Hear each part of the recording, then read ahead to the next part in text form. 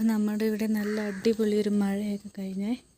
നല്ല വെയിലായിരുന്നു ഇന്ന് പകൽ മുഴുവൻ. അപ്പം നല്ല അടിപൊളി ഇടിച്ചു കുത്തിയുള്ള ഒരു മഴയൊക്കെ പെയ്ത് കണ്ടില്ലേ. വെള്ളമൊക്കെ പക്ഷെ പെട്ടെന്ന് പോയി. ഇപ്പോൾ ഒരു അരമണിക്കൂർ മുന്നേ വരെ നല്ല മഴയായിരുന്നു. അപ്പോൾ മഴ കഴിഞ്ഞിട്ടുള്ള നല്ലൊരു ക്ലൈമറ്റാണിപ്പോൾ. ഇപ്പോൾ ഒരു ഈവനിങ് 6 ആണ് കേട്ടോ. കണ്ടില്ലേ, കുറേ നാളിന് ശേഷം, ഇപ്പോൾ സമ്മർ സീസൺ അല്ലേ, നല്ല വെയിലാണ്. കുറേ നാൾക്ക് ശേഷം ഒരു മഴ പെയ്ത് തോർന്ന ഒരു വൈകുന്നേരം കണ്ടോ. ഒരു ഓലയൊക്കെ അങ്ങോട്ട് വീണിട്ടുണ്ട് അപ്പുറത്തേക്ക്, റോഡിൻ്റെ അപ്പുറത്തേക്കൊക്കെ. ഈ തെങ്ങിന്ന് 2 തെങ്ങുണ്ട്, പിന്നെന്തേ അത് റോഡാണ്.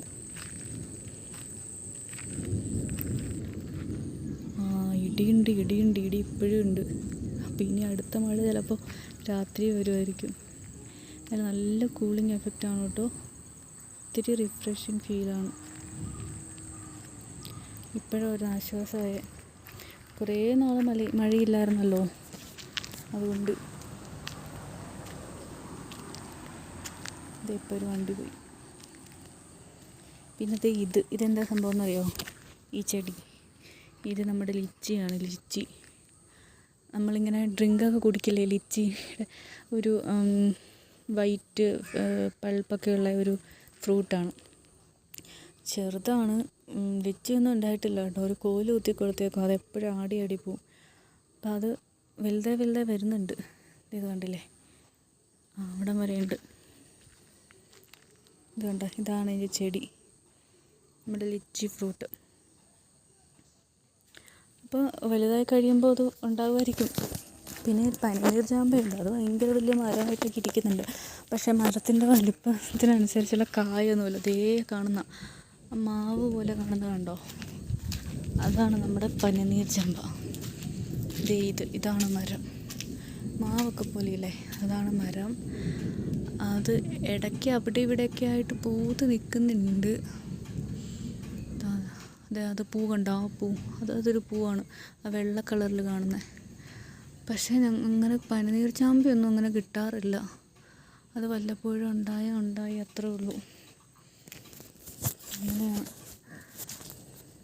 പക്ഷെ അവകാഡോ കിട്ടും കേട്ടോ. അവകാഡോ ഉണ്ട് ഇപ്പറായിട്ടതേ, അത് നേരെ കാണുന്നത്. അവകാഡോ നമുക്ക് ലാസ്റ്റ് ഇയറൊക്കെ ഒത്തിരി കിട്ടിയായിരുന്നു. ഇതാണ് നമ്മുടെ അവകാഡോ. ക്രിസ്മസ് ട്രീ, ഇത് ക്രിസ്മസിനൊക്കെ ലൈറ്റ് ഇട്ടുകൊണ്ട് ശരിക്കും ക്രിസ്മസ് ട്രീ പോലെ ഇരിക്കുന്നത്. ഇത് കഴിഞ്ഞ ദിവസം ഒരു അവകാഡോ കിട്ടിയാൽ ഞങ്ങൾ കഴിച്ചു. പിന്നെ ഇനി അവകാഡോ നിൽപ്പുണ്ട്. അത് കണ്ടില്ലേ, അതൊരെണ്ണം. പിന്നെ അതിൻ്റെ അപ്പുറം ഒരെണ്ണമുണ്ട്.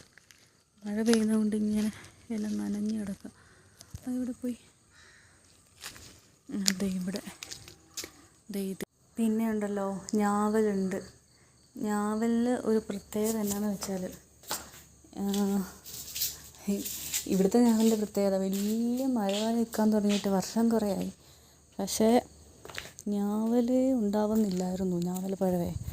ഈ ഇടയാണ്, ഈ വർഷം ഒരു മാസം കുറച്ച് നാൾ മുന്നെയാണ് ഇതൊന്ന് പൂത്തിട്ടേ ഉള്ളൂ. ഇതാണ് വലിയ ഞാവൽ മരം. നീ കണ്ടില്ലേ, അത്രയും അവിടെ വരെ ഉണ്ട്. കണ്ടില്ലേ, ഇതാണ് ഞാവൽ മരം. ഇത്രയും വലുതായിട്ടും ഇപ്പോഴാണ് പൂക്കുന്നത്. ഇത്രയും വലുതാണ്. ആ തെങ്ങിൻ്റെ അത്രയുണ്ട്, കണ്ടില്ലേ, അപ്പുറം തെങ്ങ് അത്രയുണ്ട്. പക്ഷേ അതിപ്പോഴാണ് പൂത്തേക്കുന്നത്. അത് ഇവിടെ ഉണ്ട്, നിങ്ങൾക്ക് കാണാൻ പറ്റുമെന്നറിയില്ല. പൂത്തിട്ടുണ്ട്, പക്ഷേ അതിൻ്റെ ഞാവൽപ്പഴം ആകാൻ ടൈം കുറേ എടുക്കും. എത്ര വർഷം മുന്നേ നട്ടതാണെന്നറിയോ, എന്നിട്ടിപ്പോഴാണ് പൂക്കണേ.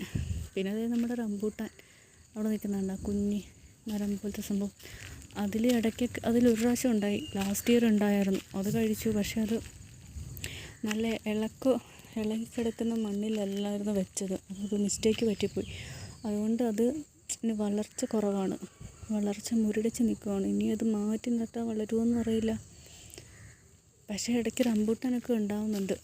അതിത്രയും ചെറുതായിട്ടും റംബൂട്ടാനാണ്. ഈ ഞാവൽ കണ്ടോ, ഞാവൽ ഇത്രയും വലുതാണ്, എന്നിട്ടിപ്പോഴാണ് പൂക്കണത്.